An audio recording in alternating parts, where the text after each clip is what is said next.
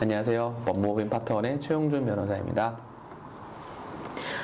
네, 변호사님 이번 시간에는 네. 개인회생을 진행하는 이제 각 지방법원별로 경향이라든지 특성 이런 거에 대해서 좀 여쭤보려고 그렇죠, 하는데요. 있죠. 그런 거 있죠. 예, 네. 예. 일단은 회생법원 하면은 이제 서울회생법원이 유일하게 이제 독립된 그쵸? 형태인데 그렇죠.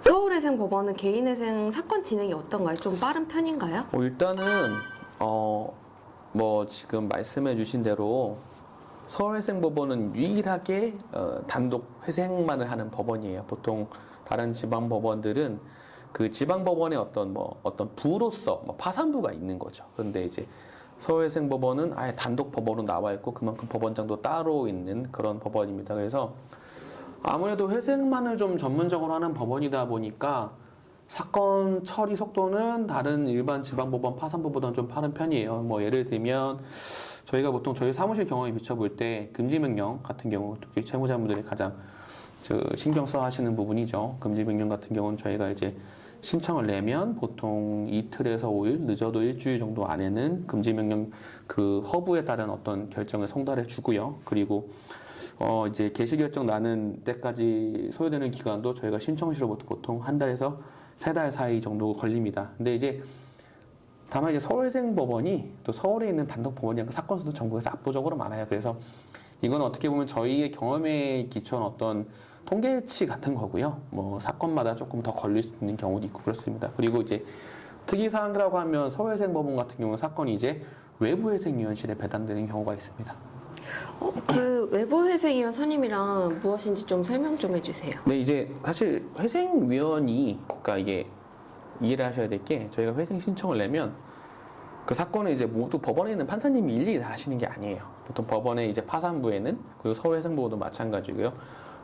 법원 내부에 회생위원이라는 분들이 계십니다. 그분들한테 각각의 이제 사건이 배당돼가지고 처리되는 절차가 있는데 이제 서울 그리고 수원, 인천 요 세 법원의 같은 경우에는 법원 내부에 계시는 그 내부 회생위원님들 말고 외부 회생위원님이라는 분들이 계세요. 그분은 사실 이제 외부에서 활동하시는 변호사님들이시거든요.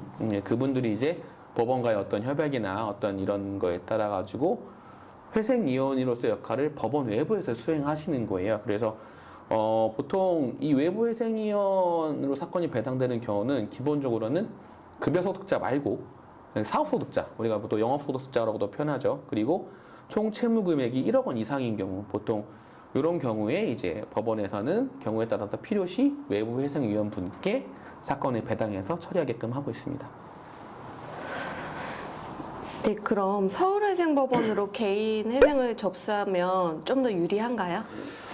이게 참 조금 조심스러운 말이긴 해요. 왜냐면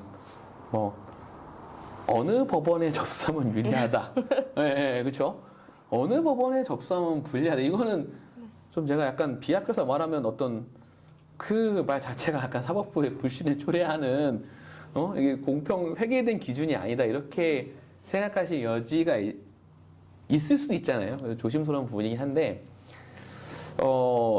그래도 저와 또 저희 사무실의 어떤 처리 경험에 비추어보면 서울회생법원 같은 경우에는 유리하다가 아니라 조금 더 채무자한테 기회를 좀 부여하는 거에 조금 더 진취적이다라는 생각을 하시는 게 맞는 것 같아요. 당연히 뭐 현재까지로서는 전국에서 유일한 회생 전담 법원이고 그래서 채무자 회생법에 관련된 어떤 법률 개정이나 뭐 실무 준칙이나 이런 걸 만드는데도 당연히 가장 앞장서서 할 수 있는 법원이기 때문에 아무래도 채무자들께서 실질적으로 느끼시기에는 서울회생법원이 조금 더 어떤 우리에게 더 많은 기회를 부여한다 이렇게 느끼실 수는 있어요. 하지만 그렇다고 해서 뭐 서울회생법원이라고 모든 것을 다 허용하거나 그런 건 아닙니다. 근데 이제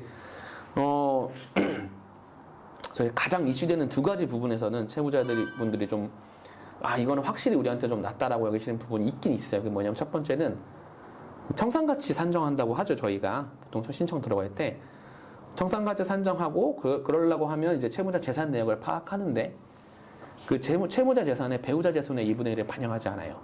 이것은 대단히 어떻게 보면 엄청난 주의의 그거거든요. 채무자분들 입장에서는 경우에 따라서는 내 개인회생 신청 사실이 비록 같이 살고 있는 사람이지만 내 배우자에게 알려지지 않기 원하시는 분들도 있고, 근데 법원에서 배우자 재산 내역의 2분의 1 관련된 자료를 소명을 하면 솔직히 감출 수가 없는 분이기도 해요. 그리고 또 채무자분들이 대부분 자기의 일로 가족들이 고통을 겪길 원하지 않으세요. 그런 관점에서 배우자 재산 내역의 2분의 1을 기본적으로는 소명자로 제출하지 않아도 된다라는 거는 어떻게 보면 대단히 좀 큰 유리한 점으로 여기실 수 있을 만한 부분이고, 두 번째는 원래 도박, 주식, 가상화폐 투자로 인한 손실금은요 청산가치에 반영하도록 되어 있었어요. 불과 1년 전만 하더라도. 그런데 서울회생법원은 아예 이 실무준칙을 만들어서 실무준칙 제408호로 이 부분은 기본적으로는 원칙적으로는 청산가치에 반영하지 않겠다. 은닉이라든지 어떤 더 나아가는 불법적인 어떤 사정이 있을 경우에만 예외적으로 반영하겠다. 이렇게 실무준칙을 만들었어요. 그 부분을 제가 아마 자료화면 띄워드릴 수도 있을 것 같은데, 어떻게 보면 채무자분들이 되게 요새 비트코인이나 주식 투자가 워낙 많기 때문에 대단히 중요하게 여기시는 부분이어서 제가 이 부분은 그 실무준칙으로 한번 직접 읽어드릴게요. 이 서울회생법원 실무준칙 제408호를 보면 그 중에 이런 내용이 있어요. 채무자가 주식 또는 가상화폐에 투자하여 발생한 손실금은 여기서 법은 채무자의 생법을 말해요. 법 제614조 제1항 제4호 본문 및 같은 조 제2항 제1호에 채무자가 파산하는 때 배당받을 총액을 산정할 때 고려하여서는 안 된다, 이렇게 돼 있어요. 여기서 채무자가 파산하는 때 배당받을 총액, 이게 바로 청산가치의 가장 기본적인 정의예요. 그러니까 이 말인즉슨 특별한 사정이 없는 이상 투자로 인한 손실금도 청산가치에 반영하지 않겠다. 이거는 이제 채무자분들께서 어떤 회생, 특히 어떤 그 채무 발생의 원인이 좀 많은 주식 투자나 비트코인 투자로 인한 경우라고 할 때 이건 대단히 의미 있는 내용이 될 수 있죠. 그래서 이런 부분들이 있어서 아마 현실적으로는 채무자분들께서 서울회생법원에서 사건 진행할 수 있으면 조금 더 유리한 게 아닌가라고 느끼시게 되는 것 같아요.